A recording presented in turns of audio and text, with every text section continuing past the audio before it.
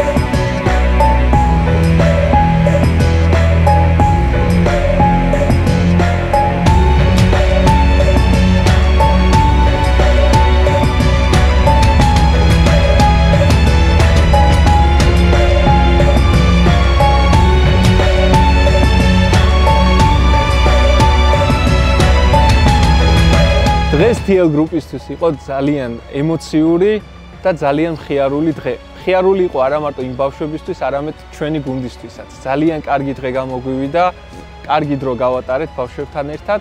თქვენ კი ყველას მოგიწოდებთ წელიწადში ერთხელ მაინც დაეხმაროთ ესეთ ოჯახებს, გააკეთოთ სიკეთე და მოუტანოთ სითბო ახალი წლის წინა დღეებში.